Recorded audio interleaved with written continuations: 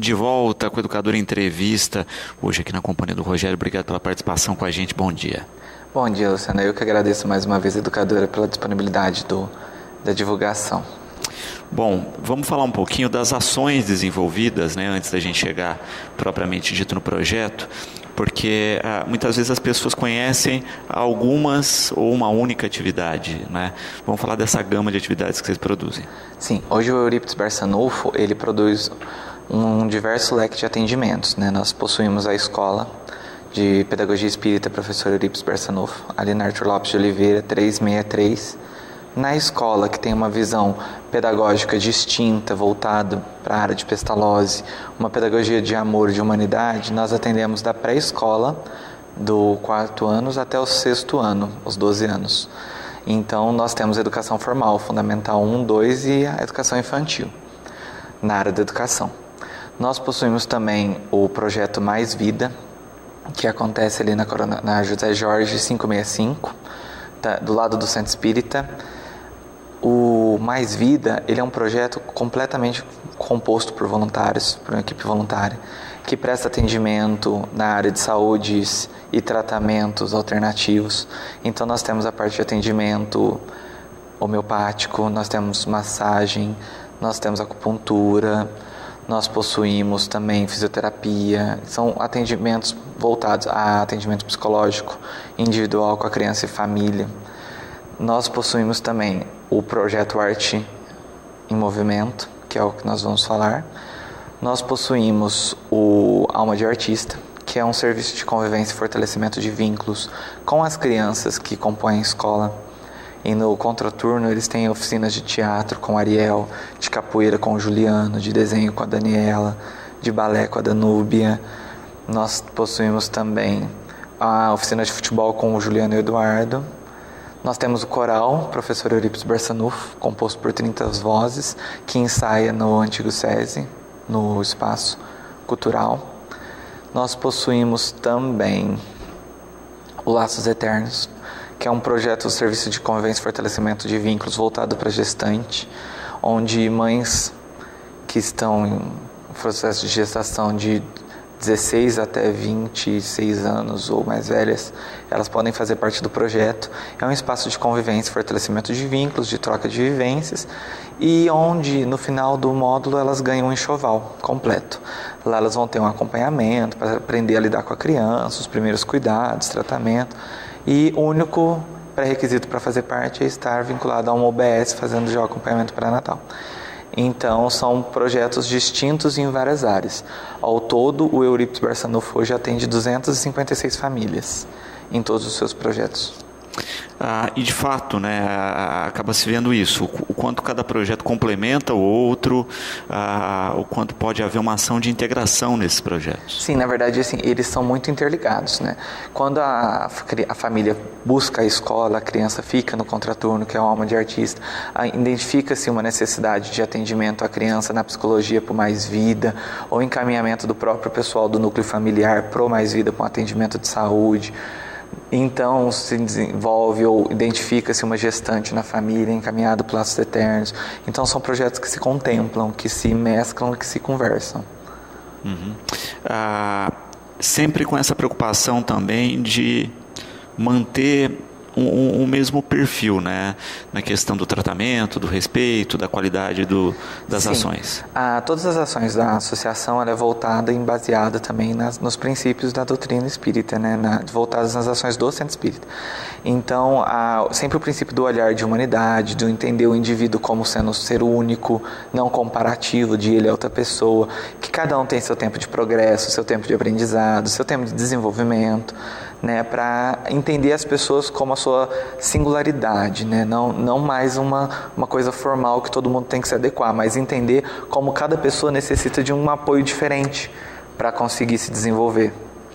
E a produção artística, vamos dizer assim, né, sempre fez parte das ações do Eurípides. A marcenaria agora entrando muito forte com um projeto muito bacana, né? Isso. O Eurípides ele vem buscando a sua sustentabilidade desde 2014 e ele vem se transformando seus projetos de captação de recurso e projetos sustentáveis. Agora nós estamos com a marcenaria, o que implementou o Arte em Movimento.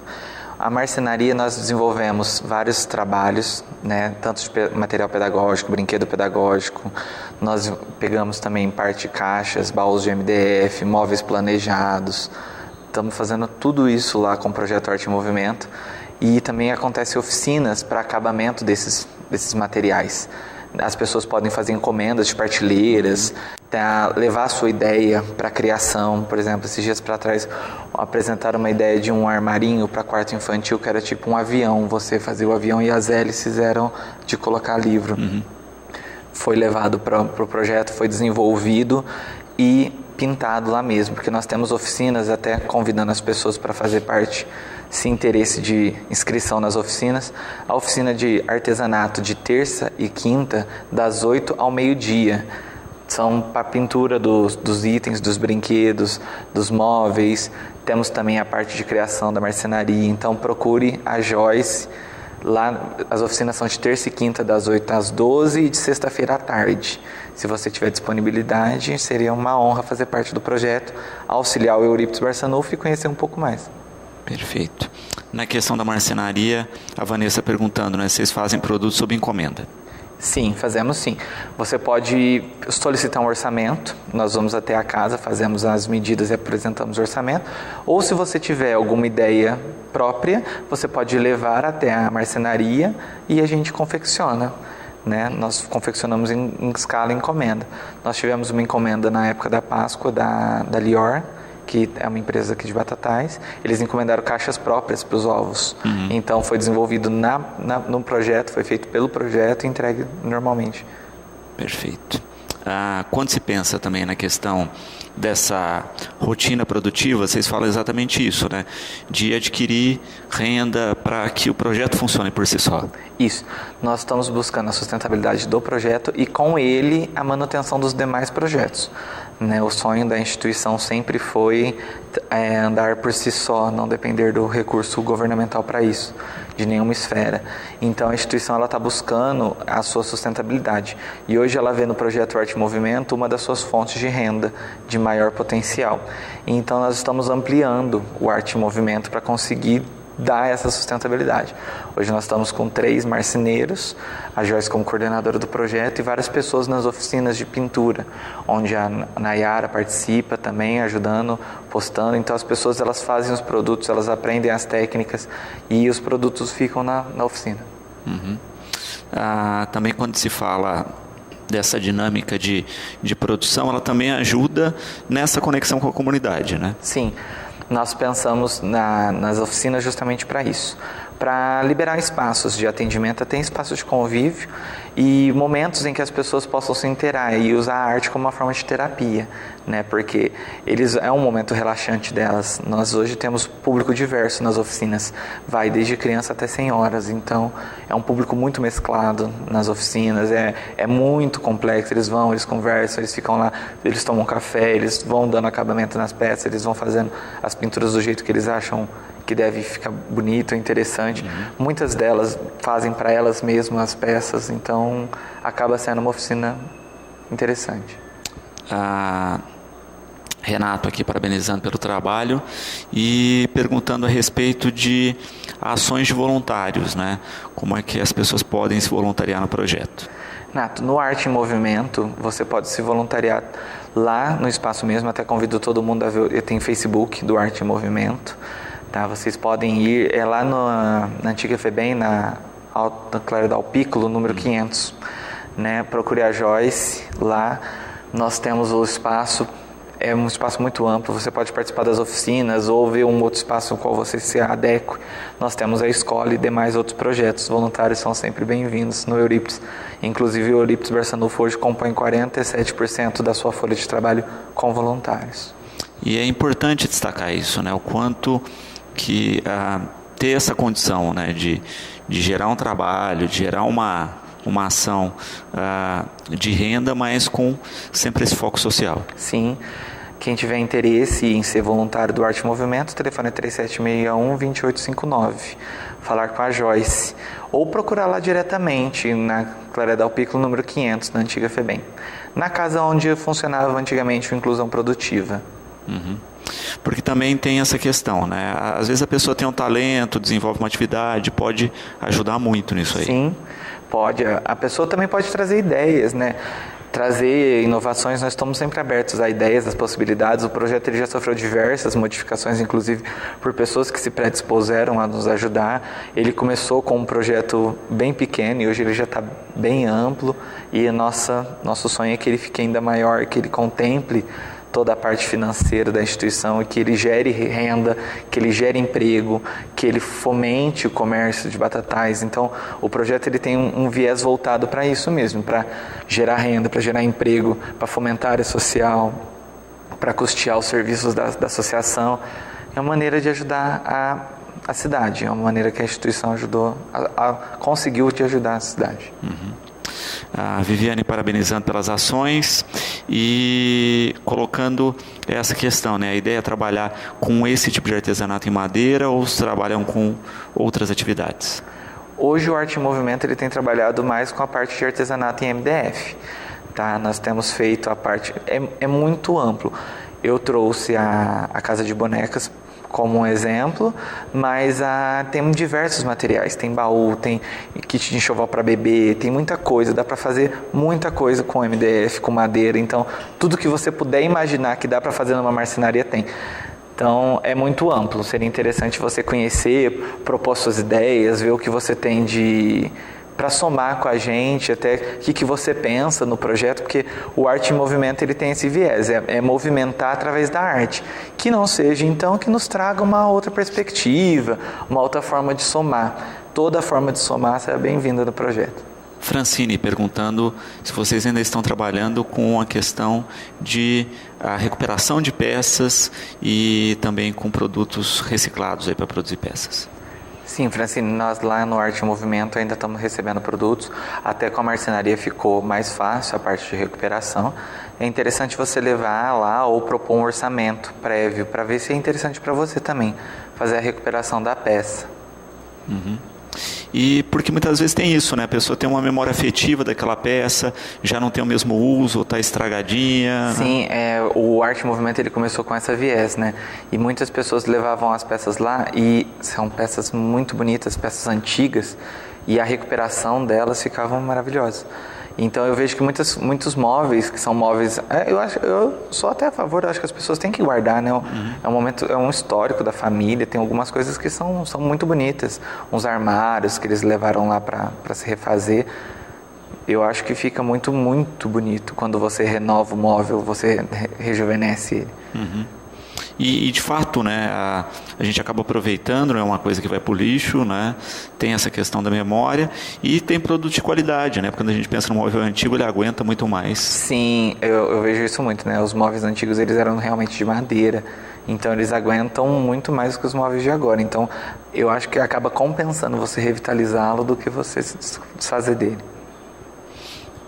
Fernanda parabenizando pelas ações e pelos projetos e perguntando, né, nessa questão aí da estrutura da marcenaria, se vocês precisam de equipamento e se as pessoas que possuem ferramentas e equipamentos podem doar, como fazer? Fernanda, nós precisamos, eu estava até conversando lá na frente, aqui na Educadora, nós precisamos sim, nós recebemos doações lá no Arte Movimento, ou se você quiser ligar no 3761-2859, nós buscamos essas ferramentas, equipamentos. Nós cotamos para comprar uma cortadora laser, mas era muito cara para a associação no momento, até para dar maior produtividade, melhor acabamento nos produtos. Todos os nossos produtos são feitos manuais ainda, então vocês olham assim essa casa de bonecas, você vê que os cortes delas ainda foram feitos manuais, né? Então dá muito mais trabalho para ser feito, é um trabalho bem artesanal mesmo, de qualidade diferenciada, né? Você não fala que essas coisas foram feitas manuais, mas todos os nossos produtos foram feitos manuais. Então nós estamos buscando parceiros, pessoas que possam colaborar, contribuir conosco de todas as maneiras, seja na doação do seu tempo, na doação de algum equipamento, na doação de um móvel, que possam colaborar com a instituição de alguma maneira. E é bacana ter essa possibilidade, né? Porque quando a gente pensa numa casinha como essa, a pessoa pode comprar crua assim, pode comprar já pintada com algum trabalho. Sim. Na oficina, nós fizemos uma oficina que foi muito interessante na Feira do Amor, ela foi muito boa pra gente, inclusive a Feira do Amor. nós levamos chaveirinhos do Dia das Mães de coração e outros itens pequenos e fizemos uma barraca separada da barraca do Arte em Movimento, onde as crianças pintavam os próprios itens. Então, você pode adquirir no Arte em Movimento tanto produto já acabado, os baús acabados, os kits acabados, os brinquedos acabados, como você também pode adquirir cru para você acabar no sua qualidade, do jeito que você quiser. E isso é interessante. E o pessoal das oficinas também fazem isso. Muitas vezes as pessoas que vão lá, elas adquirem algum item e fazem o item lá mesmo, né? Produzem o item dentro da própria oficina, que é interessante. Você aprende uma técnica, que é uma coisa que pode servir até como fonte de renda no futuro. Uhum. E de fato, né, você tem essa possibilidade até na questão da interação, né? Eu acho que, por exemplo, comprar uma casinha crua e junto com os pais, customizar, pintar, pode ser uma atividade lúdica muito interessante para as crianças. Uma atividade de interação familiar muito interessante. A mãe pode, por exemplo, comprar qualquer item lá da marcenaria, desde uma casinha de boneca até os brinquedos, os carrinhos, os trens, as coisas que tem lá, os vários itens que tem, os aviões, e pintar junto com a criança. É um momento de interação familiar muito grande, muito rico. É um momento que proporciona o estreitamento de vínculos familiares e afetivos, e hoje em dia isso faz muita diferença na criação do filho. Uhum. Também se coloca, né, muito incisivamente hoje isso, né, essa distância mesmo em atividades práticas. Sim. Hoje as pessoas elas buscam mais coisas prontas, né, pré-acabado, de entregar e acabou. Eu acho que o momento de criação, de revitalizar esse momento de poder criar, desenvolver na criança a proatividade, de fazer, de buscar, de conhecer, de desenvolver a sua criatividade. É um momento de desenvolvimento da sua criatividade. É um momento muito interessante do que você simplesmente dar um item para uma criança. Em vez de dar o item pronto para uma criança, por que não criar com a criança? Por que não desenvolver isso na criança, né? Buscar que a criança ela desperte a sua criatividade, ela desperte a sua capacidade de criação e ela pense que ela pode criar, que ela pode produzir, que ela pode fazer e não só adquirir. Então nós saímos daquela viés capitalista de só adquirir, mas partimos também de uma viés de criação, onde a criança pode criar junto com a sua família, ela pode participar, ela pode colocar o que ela quiser naquele item, vai ser dela, vai ser um momento de criação dela, e é um momento também de leitura da criatividade da criança, um momento de leitura da própria criança, identificar o que ela gosta, qual é a forma que ela usou, se a criança necessita de algum próprio atendimento, é um momento de sondagem. Uhum. Também é importante pensar, né, o quanto se tem essa possibilidade que vocês colocam aí do reaproveitamento dos materiais, que é o que o Kleber coloca, né? Além de ser uma ação social, filantrópica, também tem esse perfil ambiental, já que se recuperam muitas coisas. Sim, a associação, na verdade, ela tem um viés muito voltado também para a área ambiental. Nós buscamos revitalizar, em frente à escola tinha uma praça. A praça ela é cuidada pela escola, pelas crianças da escola. E então nós revitalizamos dentro da escola também, fizeram um jardim, plantaram um monte de árvores lá dentro, árvores frutíferas inclusive. Foram acompanhados pelo pessoal do Senar na oficina de jardinagem. Então, assim, a instituição ela tem essa viés ambiental, ela busca isso. Até porque eu acho que nós precisamos, né, desenvolver isso. Nós precisamos manter algumas coisas vivas e a parte ambiental é a mais importante. Uhum. Também se tem, né, o perfil e a possibilidade aí de agregar ações ao projeto, né? A Carla colocando aqui, né, que sempre vê a qualidade das produções de vocês e coloca isso, né? Lá no espaço da antiga FEBEM também tem o Jovem Agricultor do Futuro, né? Porque não às vezes unir forças e produzir, por exemplo, cachepôs, vasos, né, com a muda vindo de um lugar e o trabalho de outro.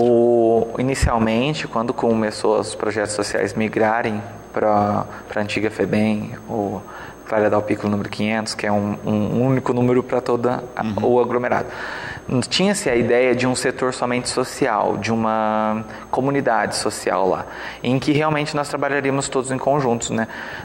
Só que infelizmente as casas necessitam de todo um amparo, de toda uma revitalização que as instituições fizeram nas casas, e hoje que nós começamos a caminhar com esses projetos. Então, assim, nós já trabalhamos muito articuladamente, né? É um ponto positivo de Batatais. Eu falo que Batatais ela tem um um histórico social muito diferente. Batatais tem 17 entidades sociais e essas 17 entidades sociais se conversam. Então, assim, é funcional. Então, o Euripides faz ações com a PAI, faz ações com a Fundação, faz ações com a DEPAB, faz ações com o Cantinho do Futuro. Elas se conversam, elas trocam informações. A creche Menino Jesus encaminha as crianças para o Euripides, que começa no pré. Os Samaritanos encaminham para o Euripides, que começa no pré. A Fundação tem pré-escola. Daí, creche é o Menino Jesus e os Samaritanos. Então, nós temos todo um leque de rede.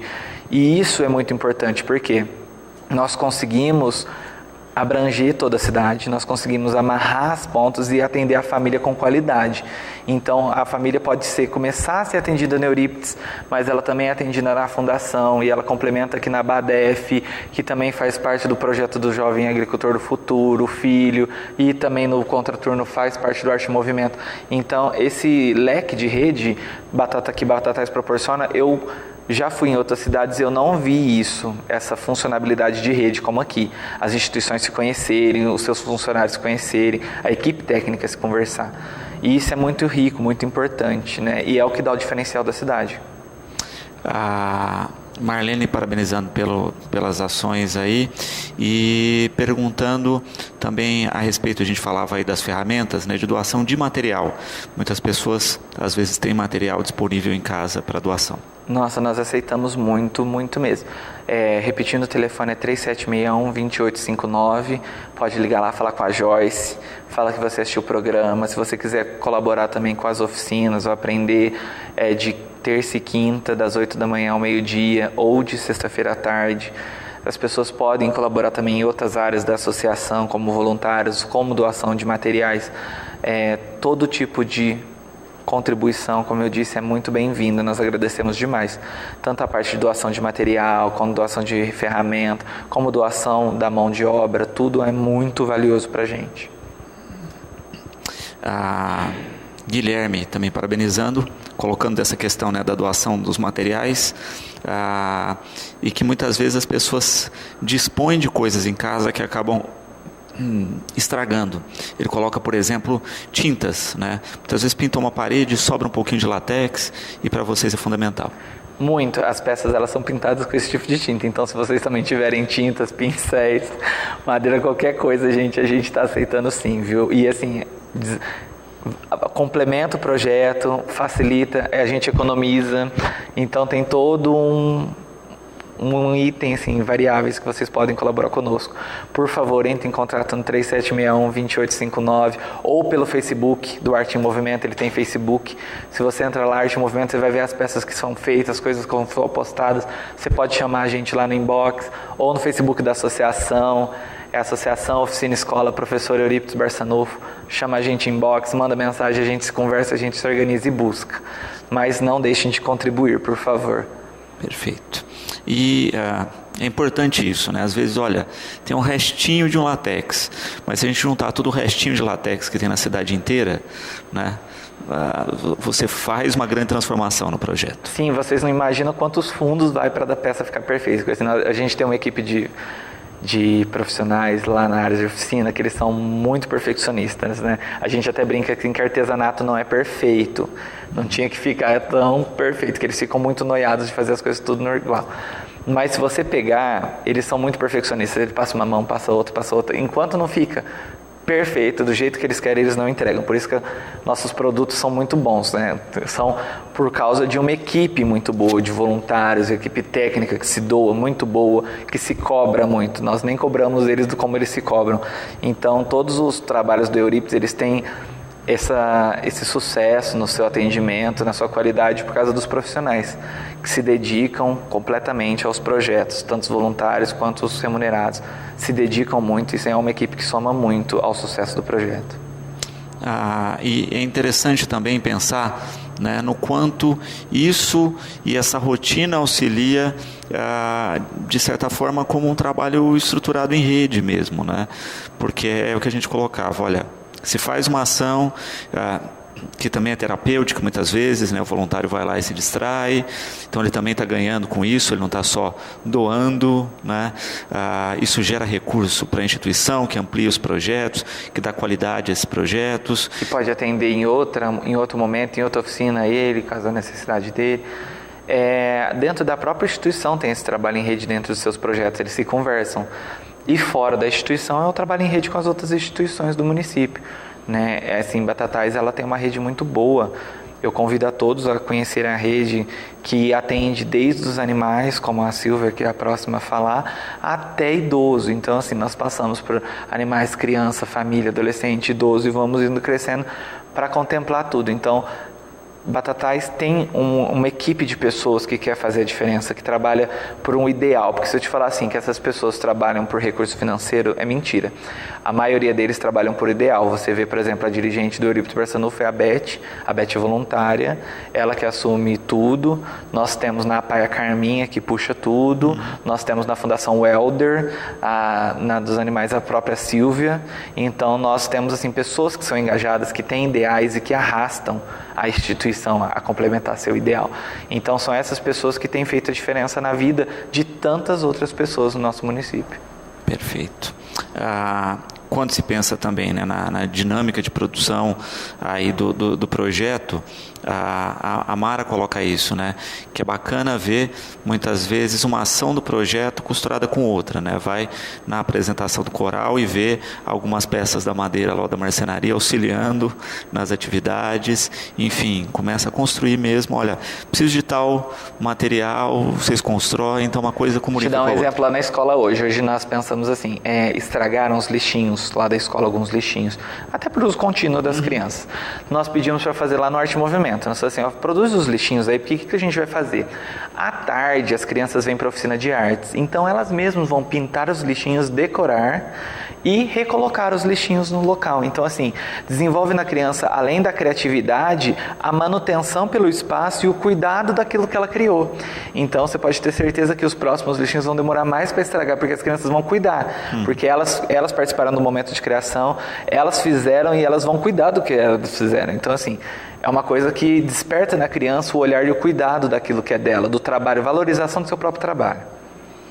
A Carmen aqui perguntando se vocês aceitam qualquer tipo de doação de tinta. Sim, aceitamos sim. Lá no Arte em Movimento, as meninas usam muita tinta, então pincéis, lixas, essas coisas para dar acabamento nas peças. Eu repito, pode ligar no 3761-2859 ou entrar em contato pelas redes sociais, tanto da Associação Oficina Escola Professor Eurípides Barçanufo, quanto do Arte em Movimento em si. Os dois têm Facebook e os dois respondem rápido. Assim que eles verem, eles já respondem. Perfeito. Bianca, também parabenizando pelas atividades e pela criatividade hoje, né, enquanto as pessoas reclamam das dificuldades, vocês estão tentando criar caminhos. Bianca, muito obrigado, eu até agradeço, eu começo a responder, eu não agradeci todo mundo que participou, muito obrigado pelos agradecimentos. E a Beth e os dirigentes do Eurípides Barçanufo, eles falam muito isso, assim, é no momento de crise que a gente vê, é quando a água bate que a gente tem que ser criativo. Então a gente começou a pensar, tipo assim, nossa, isso tá apertando, como que a gente vai sair disso? E essa dificuldade gera criatividade, né? Quando a gente está confortável, a gente não é criativo, então tem que, de vez em quando é bom para a gente entender as dificuldades da vida, que quando a vida dá uma chibatada na gente, é para a gente dar uma acordada e pensar em alguma coisa para fazer, para organizar. Quando se fala também na questão, né, de ter um perfil de trabalho focado, a gente tem isso, né, o quanto se pode pensar o todo desse trabalho, né, e começar a pensar, como você coloca muito, as entidades como uma grande rede e não como concorrentes. Exatamente. Iniciou-se um trabalho antigamente pelo Dr. Rogério e ele foi tomado depois pela Adriane da Educação. Passou pela assistência e a Adriane e a Renata fizeram um trabalho concomitante, que era um trabalho de rede socioassistencial. Então nós desenvolvemos reuniões de subgrupos E nesses subgrupos nós discutíamos demandas dos territórios e depois levávamos para umas reuniões com os secretários, para apresentar propostas para esses secretários. Falar assim, olha, em tal bairro precisa mais disso, ou tem um lugar subutilizado. E esse trabalho em rede fez muita diferença. Tanto é que nós conseguimos construir uma cartilha, que a Secretaria de Assistência ela proporcionou a confecção da cartilha e ela vai disponibilizar depois para os próprios equipamentos. Nessa cartilha nós fizemos um levantamento de todos os serviços do município, uma maneira de encaminhá-los, de se conversar, dos profissionais conversar. E isso tem surgido muito resultado, inclusive assim, estreitou vínculos das instituições com o poder público, com as outras escolas, com as UBS. Foi muito rico. E esse trabalho de rede é um trabalho muito importante, porque ninguém faz nada sozinho, né? Então a gente se complementar, se você consegue uma melhor qualidade nos seus atendimentos. Uhum. Eu quero agradecer a participação aqui com a gente e pedir para repetir de novo, né? Onde as pessoas podem conhecer mais o projeto, como entrar em contato. Eu que agradeço mais uma vez o espaço, Luciano, agradeço a todas as pessoas que participaram, as pessoas que são voluntárias conosco, as pessoas que nos apoiam, os nossos padrinhos e madrinhas, os nossos colaboradores de uma forma geral. E para você que quer ser um colaborador da Associação Oficina Escola Professor Eurípides Barçanufo em qualquer projeto, para o Arte em Movimento, liga no 3761-2859 ou no Facebook do próprio Arte em Movimento. E para a Associação Oficina Escola Professor Eurípides Barçanufo, que seja na escola, no Mais Vida, no Laços Eternos ou em diversos outros projetos, você pode ligar no 3661-0430 ou direto no Facebook da associação. Perfeito. Bom, eu quero agradecer sempre a presença, deixar o programa à disposição, né, sempre dos trabalhos que vocês realizam e aproveitar para parabenizar. Muito obrigado mais uma vez pelo espaço e a todos que nos fortalecem. Maravilha. Bom, no próximo bloco nós vamos falar sobre proteção animal, sobre cuidado com os nossos pets nesse período mais quente, na companhia da Silvia Faraco. Nós voltamos já.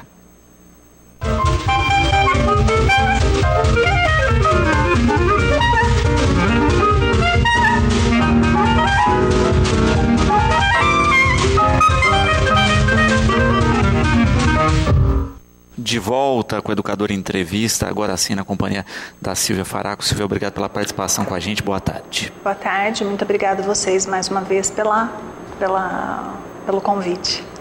Bom, a gente sempre procura, né, falar de períodos específicos com cuidados com os animais.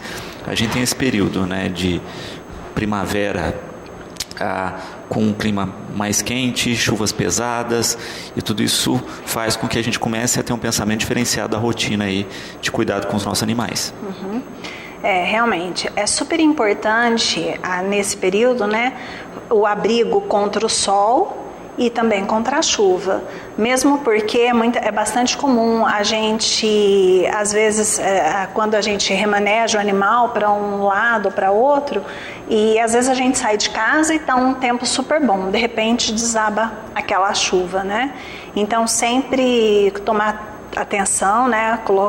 Tomar cuidado com isso aí, sempre deixar o animal protegido da chuva e também contra o sol, porque o sol está muito forte, né? Está muito calor. Muitas vezes a gente acaba aí na parte do canil, onde a gente vai deixar o animal, às vezes as pessoas não se preocupam muito em fazer uma estrutura um pouco mais elevada, com ventilação, um espaço adequado, e isso é importante para o conforto do animal e também para o conforto da pessoa, porque até para você fazer a higiene, a limpeza, tudo do lugar onde o animal fica, se é um lugar muito apertadinho, muito baixo, muito escuro, a gente também acaba, né, desdeixando um pouco. Às vezes na hora que você vai entrar, você bate a cabeça. Então é sempre interessante fazer um local adequado, né? Providenciar um local adequado para esse animal, caso o animal fique separado em algum canil, alguma coisa assim. Uhum. Passeios, né, que a gente vê que também é um erro muito comum, né? Às vezes as pessoas continuam passeando com o cachorrinho no mesmo horário, apesar do sol muito quente. É sempre importante lembrar que as caminhadas, né, elas devem ser sempre feitas pela manhãzinha ou à tardezinha, porque realmente nesse período o asfalto, a própria calçada, né, fica muito quente e pode realmente machucar o pezinho do animal. Existem aqueles tênisinhos para cachorrinho, mas eles também não têm, assim, nem sempre tem uma proteção térmica adequada para impedir a lesão na patinha, porque realmente queima, né? É a mesma coisa do nosso pé. Se você pisa num asfalto muito quente, pode realmente queimar. Então é bastante importante também a pessoa tomar atenção nesse sentido para não machucar o animal. E a Gisele colocando também a questão da importância de se levar água durante os passeios. Ah, sim, bacana.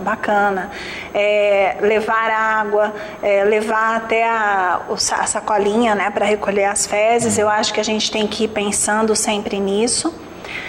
E mudando, né, a nossa visão de como inserir, né, o animal na sociedade. E isso é uma coisa que às vezes incomoda quem, por exemplo, está caminhando ali e encontra essas fezes. Então, eu acho que é uma coisa também que a gente deve prestar atenção.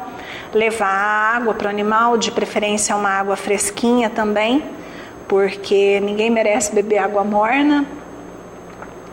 E quando são animais de porte grande, às vezes a gente pode usar a focinheira. Existe uma focinheira que ela é própria para passeio, que ela é de metal e ela permite que o animal faça inclusive a transpiração, né? Que ele faça aquela respiração, porque ela não mantém a boquinha do animal fechada, ela é suficiente, até ela permite que o animal beba água com essa focinheira de passeio.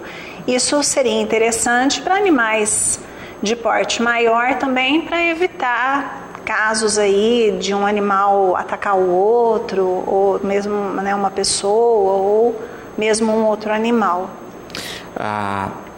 E construir essa rotina de passeio também é importante, né? Porque a gente tem isso, né? Pessoa que passeia esporadicamente, o animal não constrói esse hábito, então por isso que muitas vezes é mais agressivo. Sim. Ou dá problemas nos passeios. Essa questão aí do passeio, eu acho muito interessante, porque para o animal ele vai ter um contato, ele vai interagir, ele vai desestressar, ele vai fazer um exercício, né?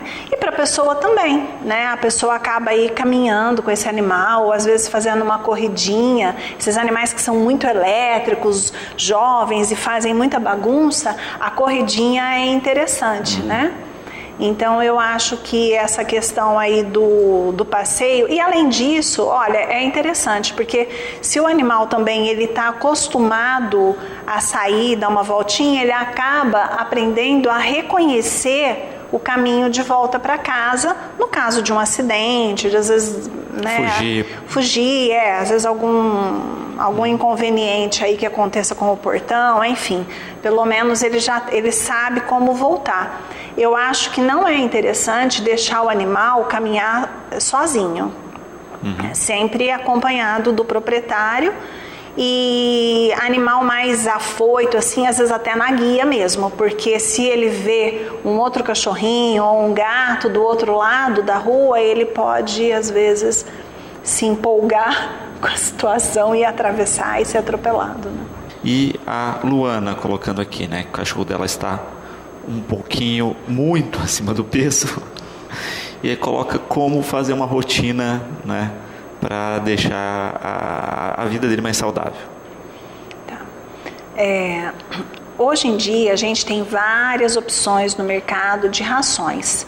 Então existem as rações light, existem as rações, tem uma linha de ração da Obese, que é para obesos, né?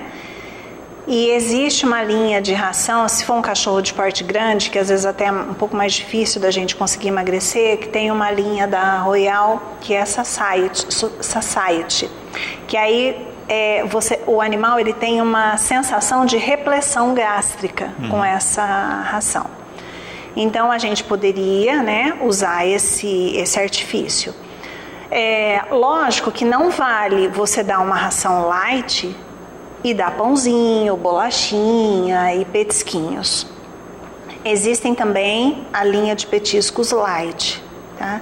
E existe sempre a opção que você pode dar de fruta, por exemplo, você pode dar uma maçã, que é interessante para os dentinhos, é fresquinho agora no verão, né? E a outra maneira que a gente pode fazer para tentar emagrecer o animal, levando em consideração que ele não tem nenhum problema hormonal e tudo mais, tá? Que é um animal saudável, só que ele exagerou aí na alimentação e não tá fazendo exercício. A gente pode, com a própria ração do animal, ir diminuindo gradativamente e aos poucos a quantidade de ração que ele come. Então, por exemplo, se você está acostumada a dar, 2, 3 medidas de ração, passar a dar 2 medidas e 3/4, né? Durante uma semana, 10 dias, e observando como o animal vai reagindo, porque senão o animal também vai ficar desesperado. Se ele está acostumado a comer uma quantidade e a gente reduz pela metade, ele fica louco também, né? Ele não consegue abrir a geladeira, mas ele vai ficar maluco. E também não é saudável, não é bom para o animal emagrecer assim. Então vai diminuindo, né? Bem pouquinho, a cada 7 ou 10 dias, e começa a introduzir o exercício também devagarinho, porque o sobrepeso, assim como na gente, né, ela pode dar uma alteração nas articulações. Então, sempre devagarinho, começa a introduzir uma caminhadinha para esse animal. Perfeito. E de fato, né, a gente acaba vendo o quanto é uma questão de rotina, né? Como com a gente é estabelecer rotinas saudáveis, e o animal no começo pode, né, estranhar, mas depois que ele entra na rotina fica tranquilo. Sim, realmente é uma questão de hábito, e a gente tem que ir moldando esse hábito. A gente deveria fazer isso desde pequenininho, mas aconteceu, engordou, então tem jeito sim da gente tentar melhorar a vidinha dele, devagarinho, sem muito estresse, né? Vai fazendo essa redução, pode entrar com essa opção aí light, e sempre lembrar, é importante que todos na casa tenham esse objetivo, porque não adianta a pessoa comprar uma ração light e de repente vir alguém e dar um petisco, alguma coisa fora, né? Porque a ração sozinha não faz o efeito de emagrecimento. E, de fato, né, quando a gente pensa nessas questões de qualidade de vida, a gente percebe também o quanto muitas vezes a gente faz processos errados na rotina e os animais se habituam, né? Sim. Tem gente que o cachorrinho já sabe onde fica a bala, onde fica o bombom, e ele fica lá esperando. E é uma gracinha, né? Imagina, chega lá o gordinho e fica olhando no armário, né? A gente fica louca para dar, porque realmente é bonitinho, não dá para negar.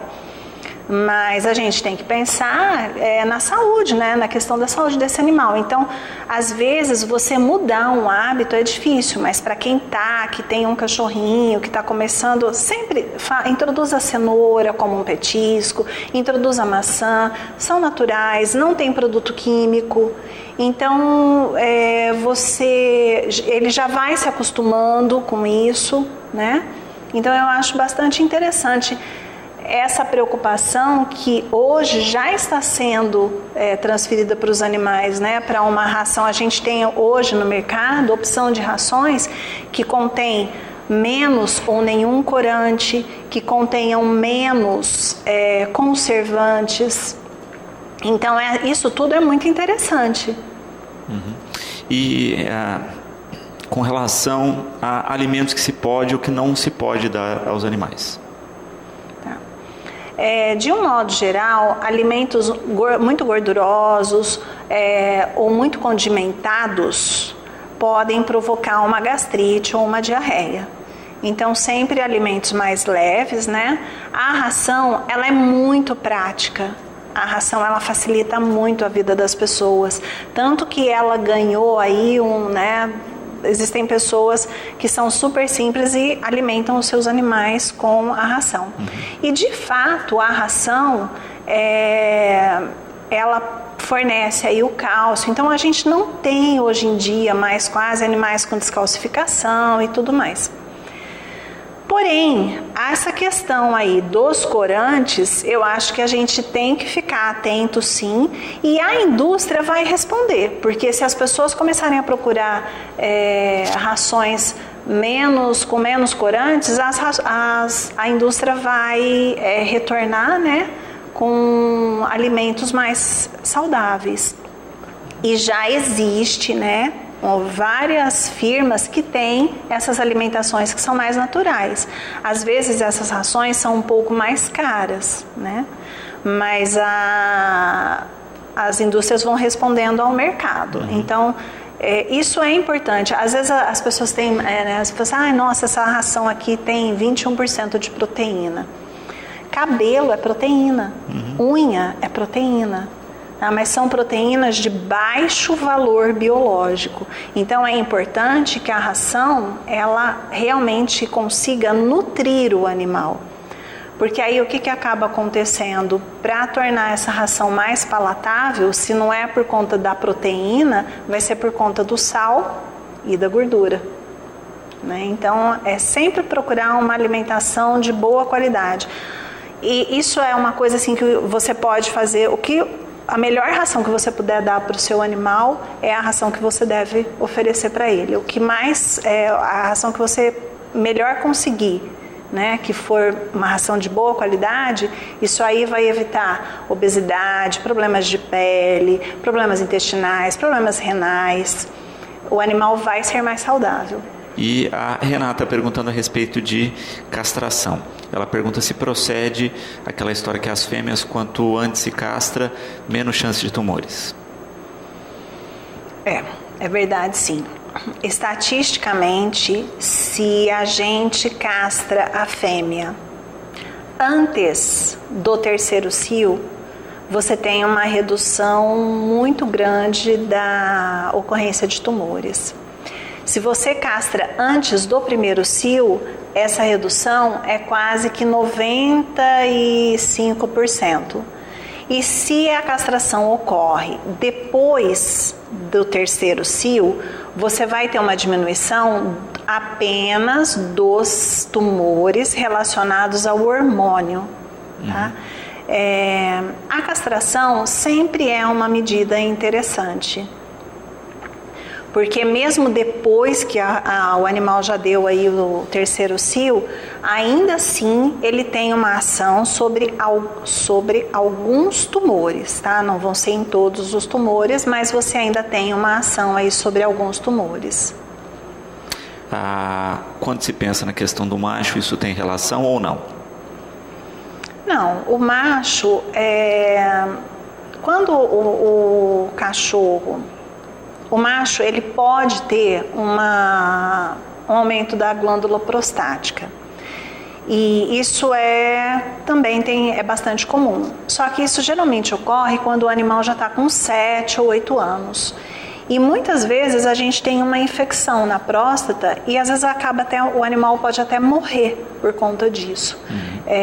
Então é interessante também. Agora no macho, qualquer momento que se resolva castrar o animal é viável e você vai ter essa redução aí do problema da próstata.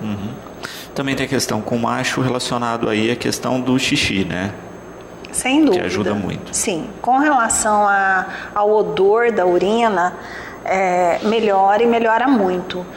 Com 2 meses aí que a pessoa castra, mesmo se você pegar um animal adulto já, um animal mais velho, o cheiro, né, o odor do xixi reduz drasticamente, assim, muito.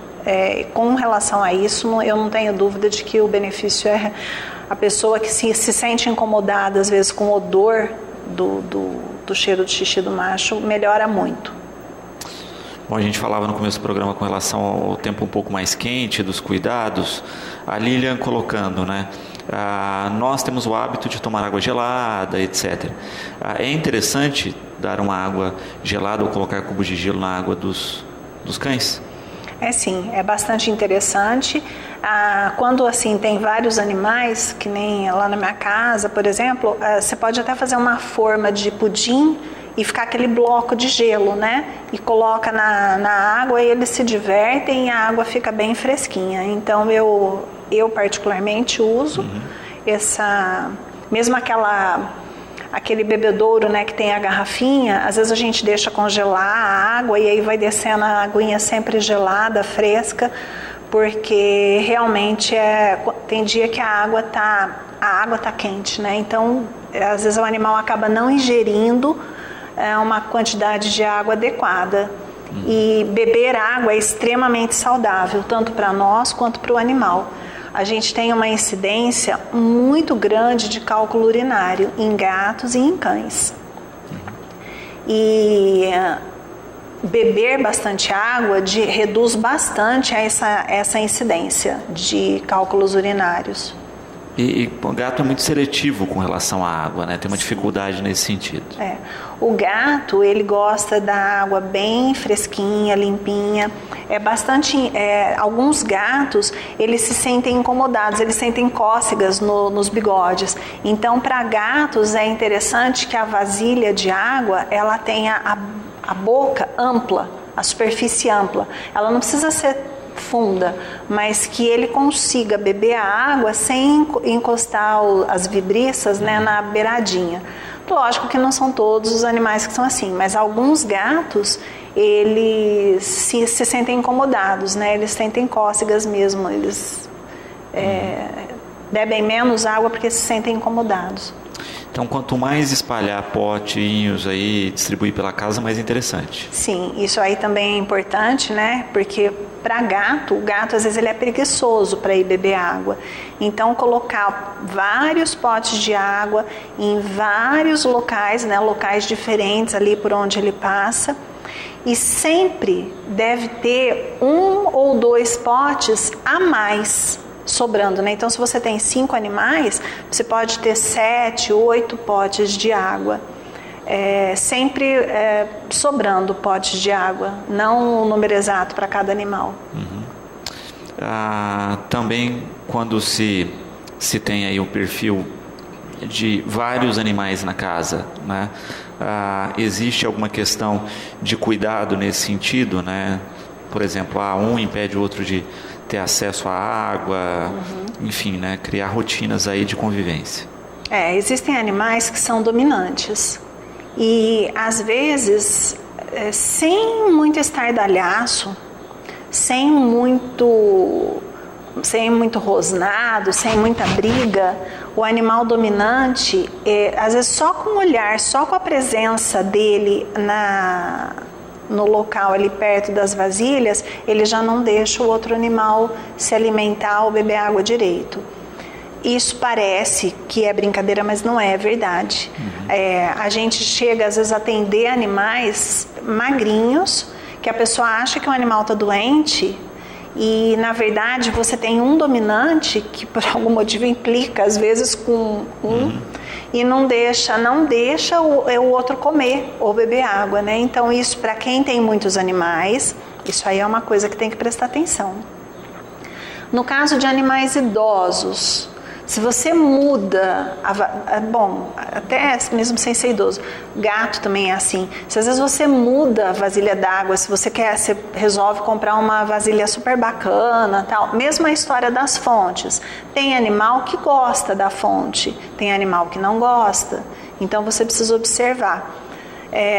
Lá em casa eu tenho, né, vários animais, e eu tenho uma gatinha que ela bebe água só numa vasilha de alumínio e só naquela. E é muito louco isso, né? É muito engraçado isso. Você põe assim 3, 4 tigelinhas, aí sempre que tá vazia é uma específica. Então ela só toma naquela. Então essas nuances, né, que são apaixonantes nos animais.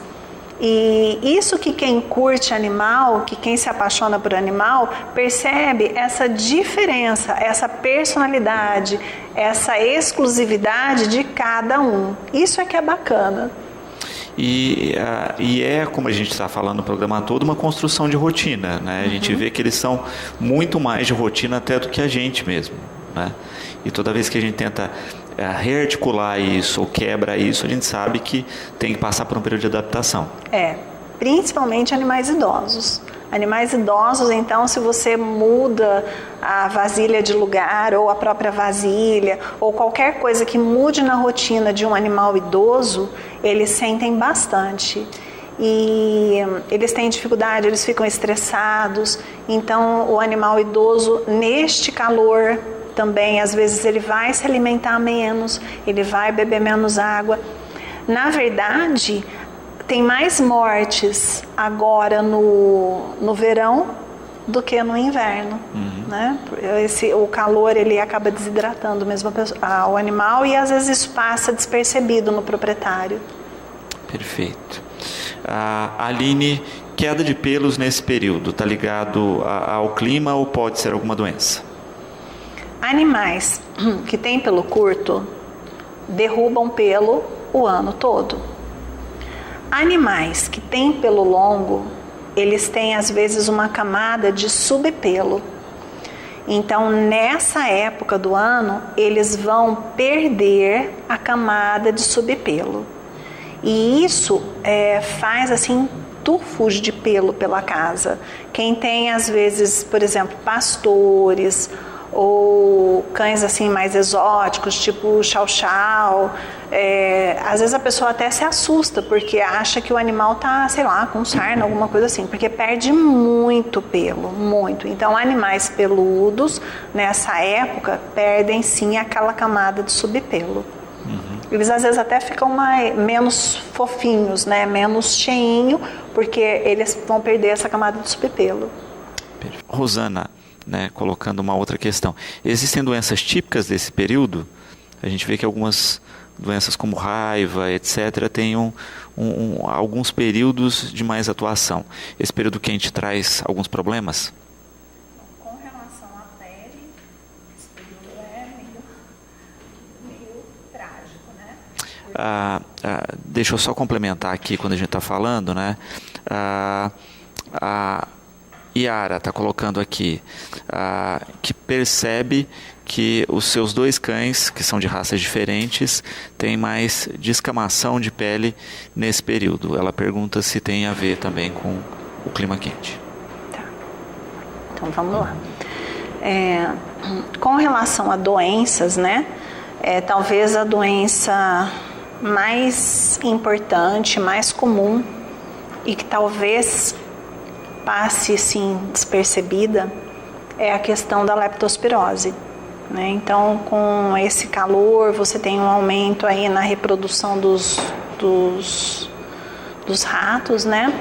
E junta chuva e tudo, então você pode ter algumas enchentes, alguns entupimentos ali, enfim. Então, essa questão aí da leptospirose, eu acho bastante importante a pessoa sempre lembrar de recolher a ração, não deixar a ração exposta à noite, abrigar bem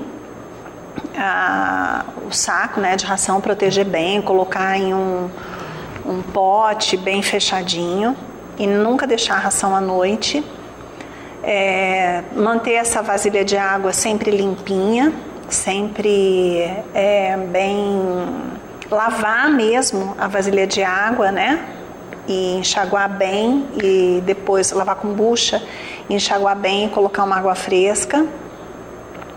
E com relação à pele, você vai ter um aumento maior de pernilongos, você vai ter um aumento de pulgas e carrapatos, né?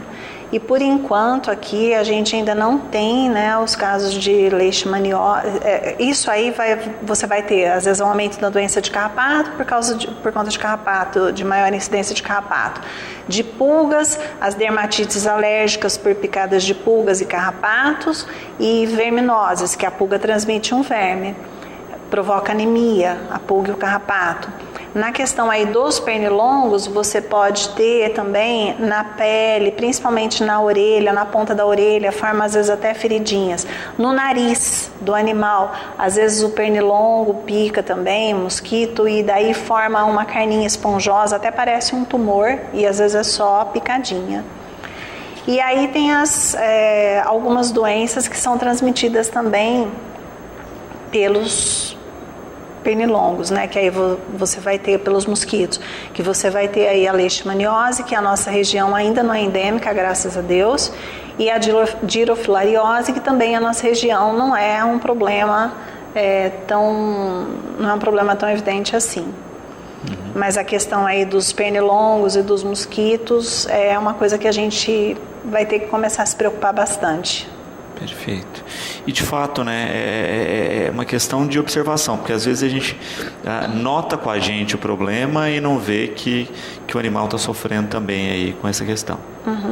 Essa questão aí, por exemplo, das dermatites é uma briga, porque às vezes a pessoa realmente ela utiliza, né, produtos e você realmente tem um controle das pulgas e dos carrapatos, mas o animal continua aparecendo com prurido, com lesões, e aí às vezes é a questão do pernilongo, que muitas vezes esses produtos que protegem contra pulgas e carrapatos, eles não têm uma ação nos mosquitos e nos pernilongos. Né? Aí você vai, às vezes a pessoa tem que usar 2 produtos conforme a área, a região, a área onde ela mora e tudo mais, né? Cláudio, questionando aqui, né? Quando se tem a questão específica das tosas, né? Elas são recomendadas e ajudam nesse período, e a Dulce também, né? Ela tem um Shih Tzu com 2 anos. Aí ela pergunta, ela diz que parece que ele sente muito calor, aí ela pergunta se deve conservá-lo tosado. Então, na hora que eu estava vindo para cá, eu até pensei nessa questão aí. E é o seguinte, teoricamente, o pelo é térmico, tá? Toda vez que a gente vai, sempre eles, né, falam isso. Mas eu particularmente, eu acho também que quando você tem o animal no verão, não precisa ser tosado, né? Mas se você tem um Shih Tzu, um Lhasa, um Maltês, com um pelo um pouco mais curto, eu tenho a sensação de que o animal fica mais aliviado. De qualquer maneira, como você vai ter aí essa questão das chuvas e tudo, que às vezes vai molhar, acaba molhando esse pelo, é muito mais fácil também de você fazer a manutenção desse pelo um pouco mais curto. Então isso aí é uma questão que, né, teoricamente o pelo é térmico e tudo, mas eu acho também que quando o pelo está um pouco menor, facilita aí a rotina. E mesmo essa questão da chuva, que é uma loucura, né? Porque se molha aquele pelão imenso, você tem que desembaraçar, senão forma nó, enfim, E até por uma questão simples, que se colocar um cobertorzinho, uma estrutura na caminha para o cão, se ele sentir frio em função de... né? Porque foi tosado, existem alternativas, né? Sim, cresce rapidinho mesmo, e você vai ter aí essa questão também do subpelo, então você vai ter um pelo, porque entendeu? Que na verdade o que vai esquentar mesmo é esse pelo que é mais lanoso, que é esse pelo que perde. Então, por exemplo, você pega um pastor alemão, ele murcha, né? Então, no caso, por exemplo, de um pastor alemão, não tem necessidade mesmo de você tosar. No caso, por exemplo, um chow-chow, a gente nem poderia tosar, porque ele pode nem nascer mais o pelo. Agora, por exemplo, esses cachorrinhos Shih Tzu, Lhasa, às vezes você diminuir um pouquinho o pelo facilita muito a manutenção desse pelinho. Se a pessoa quiser efetivamente manter esse pelo longo, é necessário todo um cuidado, uma hidratação, todo um cuidado aí cosmético bastante intenso. Aí você consegue manter o animal sempre peludinho. Perfeito. Rodrigo, parabenizando pelas colocações, e aí coloca exatamente isso, né? Que tem um cão de pelo longo, começou a fazer nesse período sempre a tosa e viu que dá uma qualidade melhor de vida, em especial na questão que você falava das chuvas, porque ele adora a chuva e sempre que chovia ele ia, né, para o meio da chuva. E tem isso também, né? Tem alguns animais que gostam de água, né? Sim. Não gostam do banho, mas É verdade. Da bagunça é sempre interessante.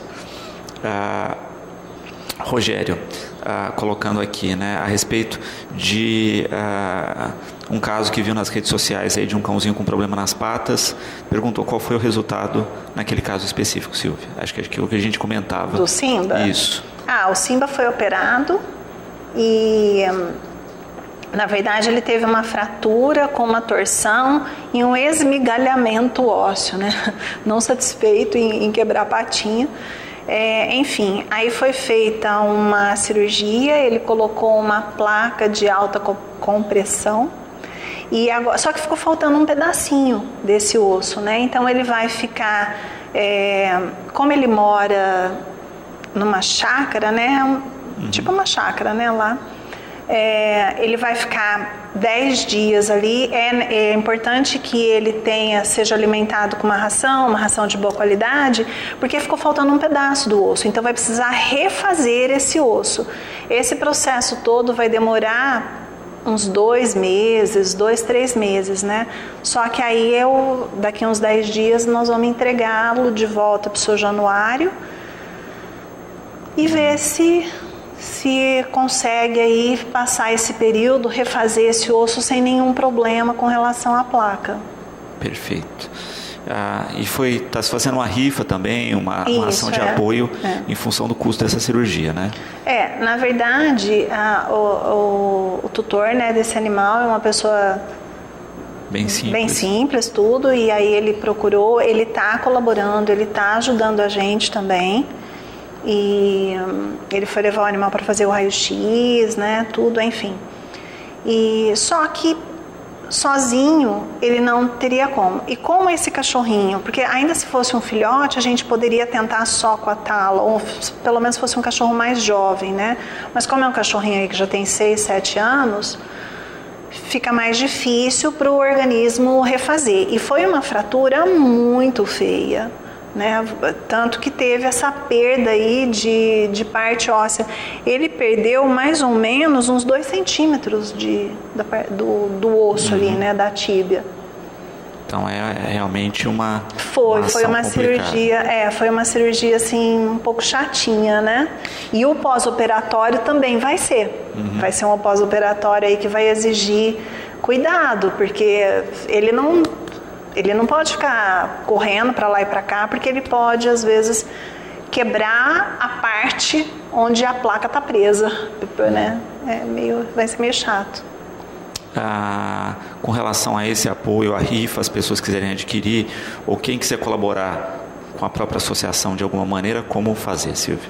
Tá. E com relação a esse caso especificamente, né? A gente está com uma rifa lá na clínica mesmo. A Andréia Baviera também, se alguém conhecer a Andréia quiser, a Andréia também está com os chaveirinhos lá, que ela está ajudando a gente. E com relação à associação, a gente até precisaria, né, de mais sócios, e aí pode ligar lá na clínica, a gente faz o cadastro. Porque a gente, na verdade, lá na associação, a gente não está mais recebendo nenhum animal. Porque a gente tem toda uma restrição, a gente está sobrevivendo realmente com as doações. E a gente não tem como comprar ração, fazer tudo o que tem que ser feito, comprar material de limpeza, tudo, afeta, né? A qualidade de vida dos que estão lá. Sim, claro, E só que a gente ainda tem 55, 60 animais ali. Então a gente tem alguns filhotes que foram pegos, eles foram castrados e eles estão lá para doação. A gente tem 2 cachorrinhos lá que são meio peludinhos, assim, que são animais jovens, que eles têm na faixa de 8, 10 meses, que eles também estão lá para serem adotados, porque na verdade eu não quero ficar, né, com aquele monte de cachorrinho jovem ali. A gente quer que eles... presos a vida inteira. Pois a gente quer que eles vão interagir, que eles vão fazer a felicidade, aí vão ser felizes e vão fazer uma família feliz. E alguns animais ali já são idosos, né? Então esses animais já é um pouco mais complicado para a gente conseguir adoção. A gente tem alguns animais que têm seborreia, por exemplo, que também a manutenção de um animal com seborreia, com os shampoos e tudo, ela já é mais custosa, né? Ela já é mais onerosa, ela é trabalhosa, mas a gente tem animais que estão perfeitamente, assim, que poderiam muito bem serem encaixados aí em alguma família. Perfeito. Silvia, eu quero agradecer a participação com a gente, deixar o espaço do programa sempre disponível e agradecer sempre as dicas aqui com a gente. Eu que agradeço muito a oportunidade, né, de vir aqui falar um pouquinho. Espero poder ter ajudado aí algumas pessoas com algumas dúvidas e espero também conseguir ajudar um pouquinho a associação para que esses animais agora, né, no verão, que eu acho que também é um período bem difícil para eles. Enfim, que a gente precisa de doação de ração. Se alguém quiser se tornar sócio, entre em contato com a gente. E se alguém quiser adotar, por favor, vá lá e veja. Quem sabe, né, algum ganha o seu coração. Sem dúvida. Bom, o programa de hoje vai ficando por aqui. Lembramos que às 18h30 tem Cidade na TV. Nós ficamos agora com o horário eleitoral gratuito, na sequência, na companhia da TV Brasil. Voltamos amanhã, como sempre, logo após o Fique Sabendo, com mais um Educador Entrevista.